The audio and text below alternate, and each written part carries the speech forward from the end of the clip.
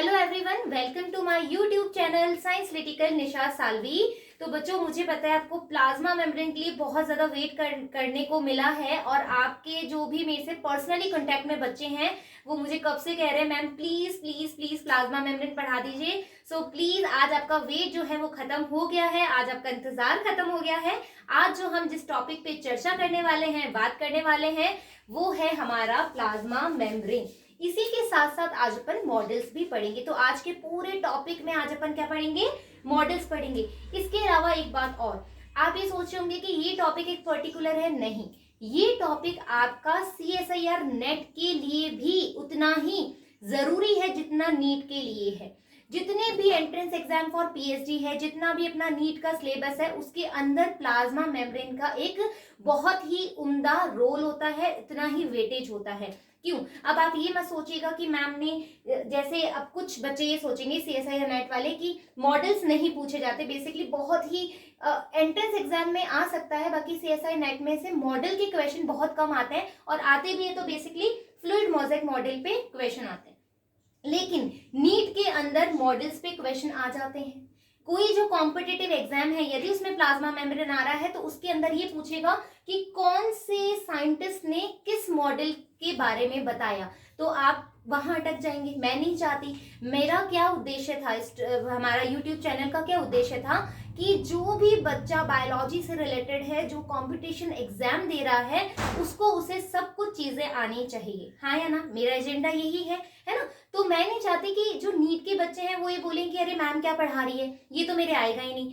CSIR net के बच्चे बोलेंगे कि हम इतना सारा क्यों पढ़े, हमें तो जो बिल्कुल एकदम वो होना चाहिए ना, क्वेश्चंस हमारे सॉल्व कर दे वो हम पढ़ेंगे। तो बच्चों, आप सभी के लिए ये टॉपिक जो है वो, मतलब हम कह सकते हैं ना, हेड टू टो, मतलब कंप्लीट जो टॉपिक आप पढ़ोगे उसके बाद में आप कोई भी क्वेश्चन में नहीं अटक सकते। सो प्लीज आपको फोकस करना है अपने गोल पर और ये टॉपिक बहुत ही अच्छे से पढ़ना है without any doubt, without any confusion. So start करते हैं without wasting our time.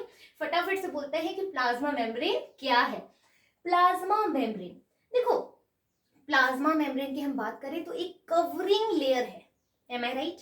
Cell wall इससे पहले होता है ना? सेल वॉल भी हम पढ़ेंगे, लेकिन प्लाज्मा मेम्ब्रेन ज्यादा उम्दा टॉपिक है आपके कंपटीशन एग्जाम के लिए। तो प्लाज्मा मेम्ब्रेन क्या है? कवरिंग लेयर है। तो मैं बना देती हूं, मान लो अपना ये एक सेल है, ठीक है, ये सेल है, उसके ऊपर एक कवरिंग लेयर है। ये लो, एक कवरिंग लेयर है और ये कवरिंग जो लेयर है ना, ये कवरिंग जो लेयर है, इसी को मैंने क्या बोला? प्लाज्मा मेम्ब्रेन, है ना? इसको हमने क्या बोला? प्लाज्मा मेम्ब्रेन बोला। किसको? इस कवरिंग लेयर को हमने प्लाज्मा मेम्ब्रेन बोला, है ना? जिसको हम प्लाज्मा झिल्ली के नाम से भी जानते हैं। हाँ है ना? अब ये सोचो कि ये प्लाज्मा मेम्ब्रेन है क्यों? बेटा, जितने भी लिविंग ऑर्गेनिज्म हैं, हमारे लिविंग सेल्स हैं, ऑर्गेनिज्म तो नहीं बोलूंगी, जितनी भी लिविंग सेल्स हैं, या हम कहें कि जितने भी हमारे ऑर्गेनेलीज हैं, just like mitochondria, just like a chloroplast, है ना, जस्ट लाइक न्यूक्लियस, उसके बाहर की जो कवरिंग एरिया है उस पे सभी पे क्या है? प्लाज्मा मेम्ब्रेन है, जिनको हम यदि न्यूक्लियस पे प्रेजेंट है, लाइक, है ना, तो न्यूक्लियस पे प्रेजेंट है तो हम बोलेंगे न्यूक्लियर मेम्ब्रेन है ना।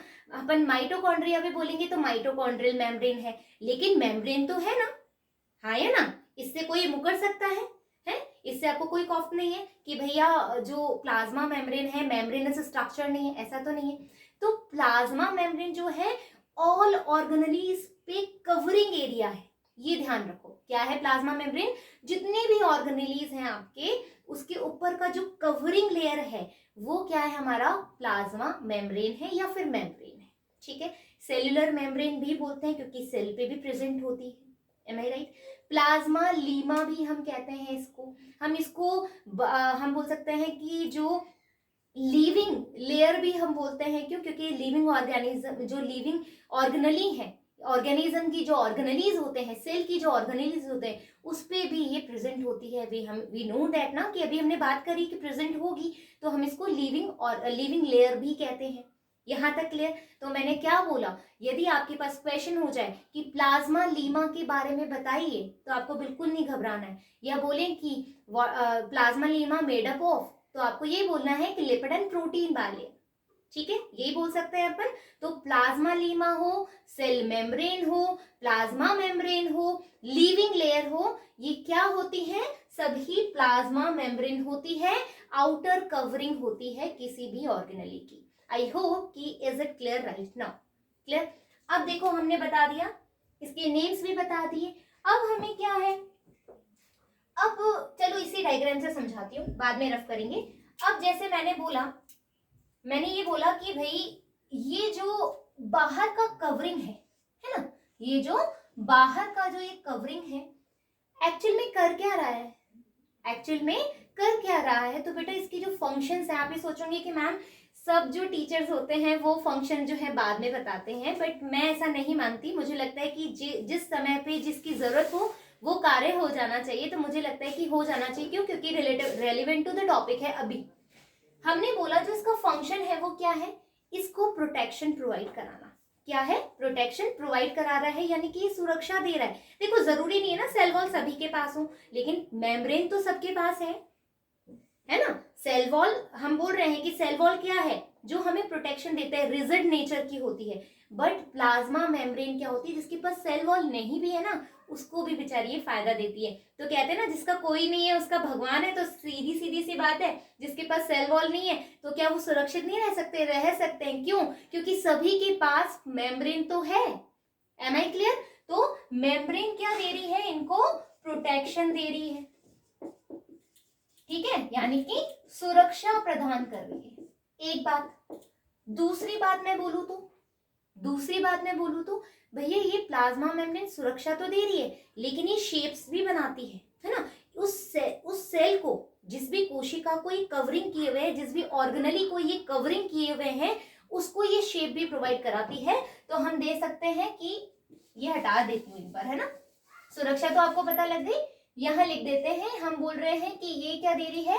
शेप को भी मेंटेन करती है, ठीक है, शेप मेंटेनेंस में भी हेल्प करती है, ठीक है, शेप मेंटेनेंस में भी हेल्प करती है। इसके अलावा थर्ड जो कार्य है ये रेगुलेट करती है, रेगुलेट द सेल्यूलर प्रोसेस, ठीक है, cellular process. What is cellular process? Cell के अंदर जो जो चीजें हो रही है, अंदर गतिविधियां हो रही है, उसको भी ये क्या करती है? रेगुलेट करती है। कैसे? मान लो कि सेल में कोई फंक्शन चल रहा है, कोई मेटाबॉलिक प्रोसेस चल रहा है और उसको कैल्शियम की जरूरत है ना, उसको कैल्शियम की जरूरत है, उसको सोडियम की जरूरत है, या फिर हो सकता है उसको पोटेशियम की जरूरत हो, है ना, या पोटेशियम उसको बाहर निकालना हो, ऐसा हम मान सकते हैं। तो ये क्या करती है? आपको पता है कि प्लाज्मा मेम्ब्रेन क्या है? प्लाज्मा मेम्ब्रेन में सेमी परमिएबिलिटी होती है। सेमी परमिएबिलिटी, सेमी परमिएबिलिटी यानी कि अर्धपारगम्यता, यानी कि सेमी यानी हर किसी के लिए एंट्री नहीं है, उन्हीं लोगों के लिए एंट्री है जो उसके अपने हैं, जिसको वो जानती है। जैसे कि हम अपने घर की बात करें तो क्या आप हर किसी को आने देंगे अपने घर में? नहीं ना, आप उन्हीं के लिए वेलकम करेंगे, उन्हीं के लिए आप सचेत रहेंगे जो आपके अपने हैं। अनवांटेड गेस्ट तो कोई भी नहीं चाहता, अभी कोरोना काल में तो बिल्कुल अपने वालों को भी नहीं चाहता है, तो अनवांटेड तो क्यों चाहेगा। तो हम क्या बोल रहे हैं, जैसे हम अपने डोर पे अनवांटेड पर्सन को नहीं चाहते हैं, वैसे ही हमारी प्लाज्मा मेम्ब्रेन भी है, ये हमें गार्ड की तरह कार्य कर रही है। क्या? रुको रुको, तुम अभी तुम्हारी जरूरत नहीं है, अभी इस कोशिका को तुम्हारी जरूरत नहीं है। तो इस तरीके से क्या कर रही है? ये रेगुलेट कर रही है सेल प्रोसेसेस को। क्यों? क्योंकि ये सेमी परमिएबिलिटी या अर्ध पारगम्यता को शो करती है। Clear that? नेक्स्ट चीज ये हटा देती हूँ। फिर चूंकि देखो रेगुलेट सेल्यूलर प्रोसेस तो है, उसी के साथ में हम ट्रांसपोर्ट में भी हेल्प कर सकते हैं ना। ट्रांसपोर्ट, हम देखो बच्चों, जो ट्रांसपोर्ट है, सेल सिग्नलिंग है, ये दोनों टॉपिक CSIR नेट के लिए उतने ही अच्छे हैं जितने आपके नीट के एग्जाम में भी आएंगे। ट्रांसपोर्ट नीट के एग्जाम में आता है। तो ट्रांसपोर्ट जो है, हम बोलेंगे जो भी आयंस है उनको क्या करना है, उसका आवागमन का देखना है। वही हमने बोला ना अभी, सोडियम चाहिए, पोटेशियम चाहिए, कैल्शियम को बाहर निकालना है, या फिर आयरन चाहिए, कोशिका को जो चाहिए होता है वो कौन हेल्प करता है, हमारा सेल मेम्ब्रेन हेल्प करता है। किसमें? ट्रांसपोर्ट में। तो मेम्ब्रेन किसके लिए रिस्पॉन्सिबल हुई? ट्रांसपोर्ट के लिए भी रिस्पॉन्सिबल हुई।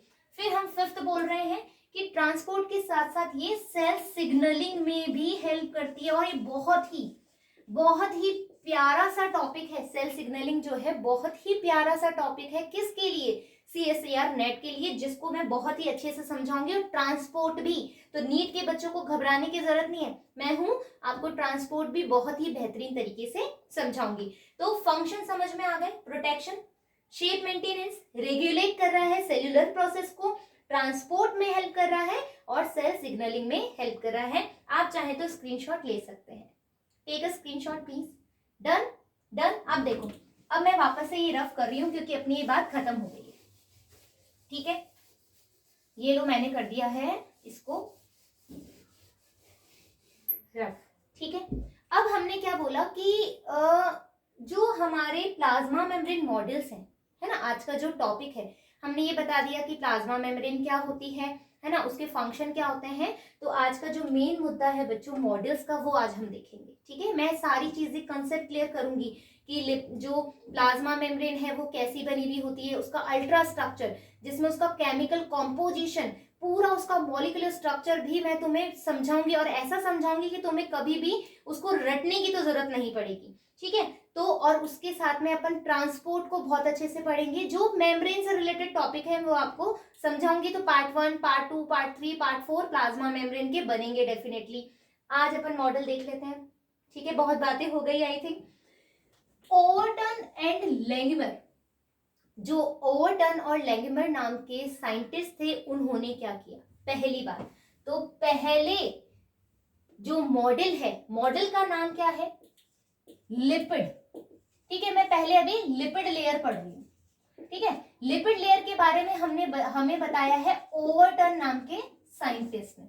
लैंगमर का भी बताऊंगी, लेकिन सबसे पहले ओवरटन का सुन लो। ओवरटन के बाद जो लिपिड लेयर है, ओवरटन ने बताया, क्या बताया?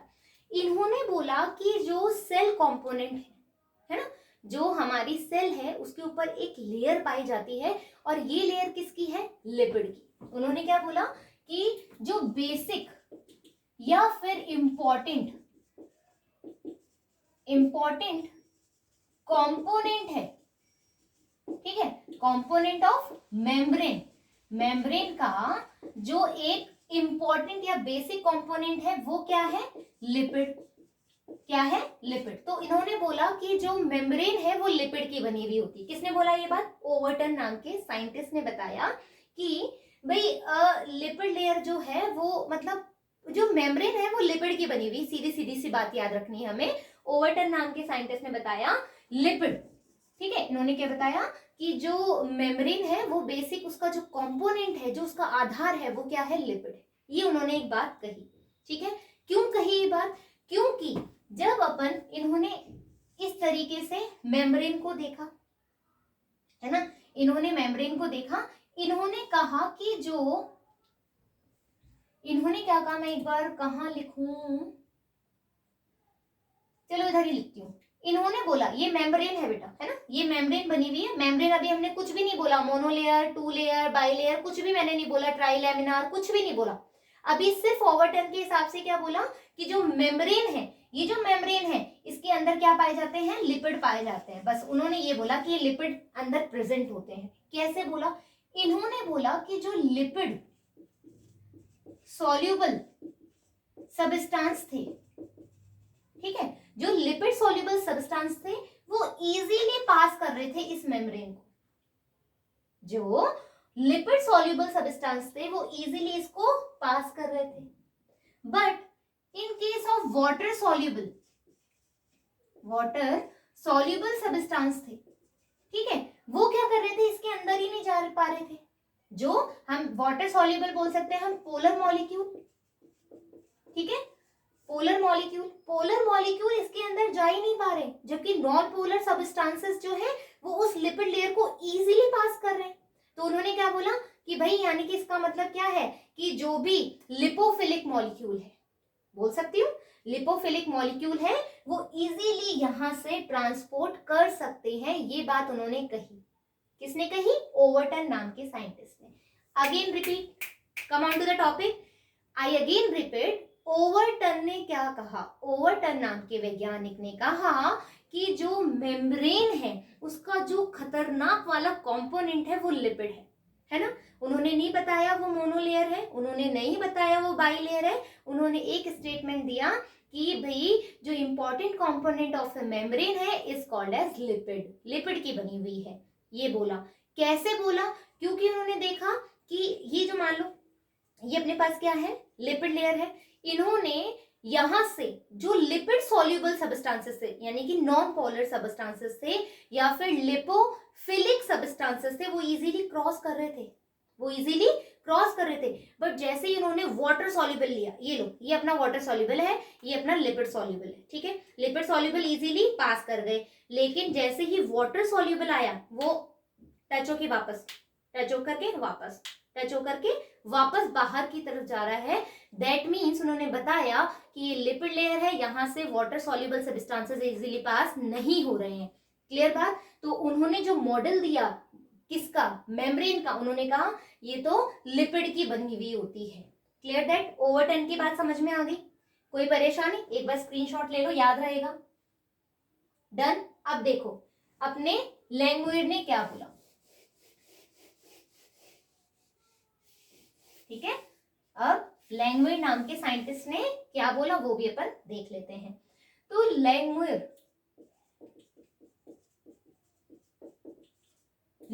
नाम के साइंटिस्ट ने बोला कि नहीं नहीं नहीं नहीं, आपने बोला तो है ओवरटन जी, आपने बोला तो है कि ये लिपिड का बना हुआ है, ये जो है वो लिपिड का मेम्ब्रेन है, लेकिन ये एक ही लेयर है, दैट मीन्स ये सिंगल लेयर है। उन्होंने क्या बोला कि भैया ये जो लेयर तुम बोल रहे हो, ये जो मेम्ब्रेन तुम बोल रहे हो, है ना, कि भाई लिपिड की तो है, क्या है? लिपिड की तो है, लेकिन कितनी लेयर है? कितनी लेयर है? तो उन्होंने बोला कि ये एक सिंगल लेयर बनी हुई है ना, ये एक सिंगल लेयर है। मतलब ये जो ऊपर वाली जो लेयर तुम्हें दिख रही है, देखो उसमें 3 लेयर्स है। वैसे ये पूरा सही डायग्राम है अपने प्लाज्मा मेम्ब्रेन का, मतलब पूरा लेयर बना हुआ है। देखो 1 2 3, ठीक है, अपन इसको डिस्क्राइब करेंगे, डोंट वरी। तो ये जो ऊपर वाली जो तुम टफ वाली लेयर देख रहे हो, उन्होंने कहा कि ये अभी टफ तो यहाँ पर ही है, उसमें नहीं है टफ, क्योंकि ये सेमी परमेबिलिटी शो करती है, फ्लेक्सिबिलिटी शो करती है, बताऊंगी अभी क्यों होती है। तो ये जो बोला ये जो है लिपिड की है, लेकिन ये मोनोलेयर है ना। किसने बोला ये बात? लैंगमुइर नाम के वैज्ञानिक ने बोला कि ये एक मोनोलेयर है। कैसे बोला इन्होंने? इन्होंने भी अपना दिमाग लगाया, इन्होंने भी अपना एक एक्सपेरिमेंट किया। क्या एक्सपेरिमेंट किया? इधर देखो, इधर लिख देती हूँ, सिंगल लेयर, ठीक है, सिंगल लेयर इन्होंने बोला। क्या बोला सिंगल लेयर में? इन्होंने बोला कि इन्होंने बेंजीन, ठीक है, बेंजीन लिया और बेंजीन को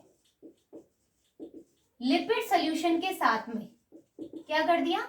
दोनों को डिसॉल्व कर दिया, ठीक है, यानी कि आपस में इनको एक मिक्सचर बना लिया, एक सॉल्यूशन बना लिया जिसके अंदर लिपिड भी प्रेजेंट है और क्या प्रेजेंट है? बेंजीन है। और इसको क्या करा? ये एक वाटर था, वाटर सरफेस। क्या है ये? वाटर सरफेस लिख दूं, ये लो, ये एक वाटर सरफेस है। इस वाटर सरफेस पे इन्होंने क्या लगा दिया? मैं दूसरा कलर ले लेती हूँ, ज्यादा बेटर रहेगा समझाने के लिए। ये देखो, ये लिया इन्होंने बेंजीन और लिपिड का सोल्यूशन, इस पे डाल दिया, दिख रहा है, विजिबल है, ठीक है। ये सोल्यूशन इन्होंने इस पे डाल दिया। जैसे ही सोल्यूशन इन्होंने पे डाला तो क्या हुआ? सोल्यूशन डाला तो इन्होंने देखा कि यहां पर, है ना, यहां पर से जो बेंजीन था, जो बेंजीन था वो भाप बन करके उड़ गया। ये लो, हवाएं हो गया बेचारा, ये तो है ना, इसका कोई अस्तित्व नहीं रह गया, ये हवाओं की तरह उड़ गया, वाष्प बनकर उड़ गया। लेकिन what about the lipid? Lipid तो भैया मैं तो ठस से मस नहीं होऊंगा, कुछ भी करके देख लो, तो ये ठस से मस हुआ ही नहीं, तो ये यहाँ पर ही प्रेजेंट हो गया, ये लो, ठीक है। तो इन्होंने बोला, किसने? हमारे लैंगमुइर ने, कि लिपिड की एक मोनोलेयर पाई जाती है जो बहुत ही थिक है ना। इन्होंने ये भी बोला ये जो मोनोलेयर है लिपिड की, ये मोटी भी है। Clear that? क्यों मोटी है? ये भी पता कर लेते हैं। पहले एक बार स्क्रीनशॉट ले लो यहाँ तक, क्योंकि अपने पास बोर्ड में स्पेस कम है, सो सॉरी फॉर दैट। अपन जुगाड़ कर रहे हैं, अभी लॉकडाउन चल रहा है, फिर बोर्ड बड़ा ले लेंगे। तो यहाँ पर क्या हुआ, ये चीज आ गई, एक बार स्क्रीनशॉट ले लो। डन, चलो आगे बढ़, है ना। तो हमने क्या बोला कि ये लिपिड का इन्होंने लेयर ले लिया। क्यों बोला, इन्होंने ये बताया कि जो लिपिड की जो लेयर है, कौन सी, मोनो लेयर, है ना, मोनो लेयर लिख दिया, लो मोनो लेयर है। मोनो लेयर में ऐसा कुछ एक डायग्राम भी इनको देखने को मिला है, ऐसा कुछ एक डायग्राम देखने को इनको मिला है। बहुत ही सुंदर से फेसेस हैं ये लो, मैं सुंदर सुंदर बना देती हूँ इनको, स्माइली, ताकि तुम लोग भी स्माइल करो टॉपिक पढ़ते हुए, ऐसे स्ट्रेस ना लो, ठीक है। जैसे मैं स्माइल करती हूँ ना, वैसे तुम लोग भी एकदम स्माइली सा फील करो, ये लो, डन। तो इन्होंने बोला कि ये एक लिपिड की लेयर बनी है, इसमें ये जो लिपिड है उसमें कुछ ना स्ट्रक्चर मैंने देखा भाई। क्या देखा, इन्होंने बोला कि ये जो हेड पार्ट है ना, ये जो हेड पार्ट है, ये जो है ये वाटर सॉल्युबल है। ये वाटर लवर है, और खतरनाक वाला लवर है। ऐसा प्रेमी है ये वाटर का कि जैसे ही वाटर सब्सटेंसेस आएगा, ये भागा भागा उसको गले लगा लेगा, ठीक है। तो मैंने क्या बोला, ये वाटर लवर है, ठीक है, वाटर लवर है। दैट मीन्स क्या है, ये पोलर है, पोलर है, पोलर है। तो हम कहेंगे कि ये हाइड्रोफिलिक या फोबिक। डरते हो या प्यार करते हो, भैया प्यार करने वाला है, तो ये क्या है, फिलिक है। क्लियर दैट, हाइड्रोफिलिक है। लेकिन ये जो टेल है ना, इसको मैंने क्या बोला, टेल। ये जो टेल है, इसके अंदर क्या हो रहा है, ये हाइड्रोफिलिक है। क्यों, क्यों है, क्योंकि ये क्या कर दिया, हाइड्रोफोबिक। हाँ ठीक है, हाइड्रोफोबिक है। क्यों, क्योंकि ये जो टेल है ना, ये पानी से नफरत करती है। कहता है मेरे को तो डर लग रहा है भाई, तुम तो दूर जाओ, तुम तो दूर जाओ। तो ये क्या कहता है, उससे दूर जाने के लिए कहता है। तो टेल को क्या बोलेंगे अपन, हाइड्रोफोबिक, यानी जल से विरागी है ये, इसको जल पसंद नहीं है। जल पसंद नहीं है तो कोई तो पसंद होगा, एम आई राइट भाई। ये पसंद नहीं है, वो तो पसंद होगा। वो में क्या, ये क्या है, लिपोफिलिक है बेटा, लिपोफिलिक। यानी कि मुझे प्यार तो है लेकिन वाटर से नहीं है, किससे है, लिपिड से। तो इसको किससे प्यार है, लिपो बोले तो लिपिड से। इसको किससे प्यार है, लिपिड से प्यार है। तो हम क्या बोल रहे हैं, इसको लिपोफिलिक। यानी कि इन्होंने दो चीज बता दी है कि ये जो लिपिड के मॉलिक्यूल है, इसका जो सर वाला पार्ट है, ये तो वाटर का प्रेमी है ना, जल का प्रेमी है। लेकिन जो ये टेल है, ये वाटर को प्यार नहीं करती, तो ये किसको प्यार करती है, ये करती है लिपिड को प्यार, यानी लिपोफिलिक है। यानी कि ये नॉन पोलर सब्सटेंसेस जो होंगे वो इजीली यहां से निकल लेंगे। आ गई बात समझ में, ये मोनोलेयर बताई। और इसी के साथ एक बार इसका पिक्चर ले लो, आगे चल रहे हैं, इसका एक बार पिक्चर ले लो, ले लिया। अब देखो,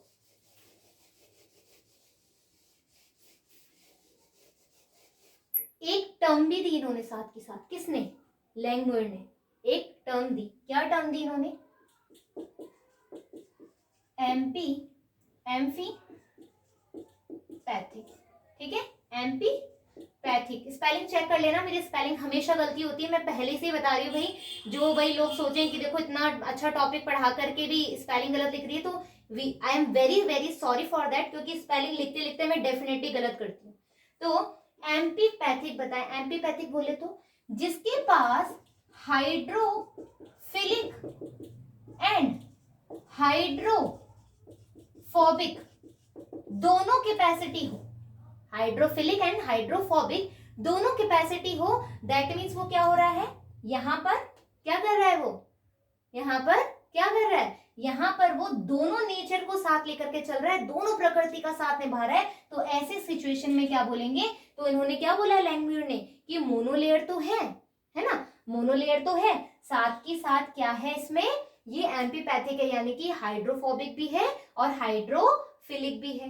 क्लियर दैट, आई बात समझ में यहाँ तक। अब अपन पढ़ेंगे दूसरा मॉडल, दोनों चीजें क्लियर होगी। ओवर्टन और लैंगमुइर ने क्या बोला, लिपिड क्यों बोला, क्योंकि एक लिपिड लेयर बनी हुई है। मोनोलेयर क्यों बोला, क्योंकि एक मोनोलेयर बनी हुई है। आ गई बात समझ में, एकदम क्लियर, कोई प्रॉब्लम नहीं। अब अपन दूसरा पढ़ेंगे पार्ट।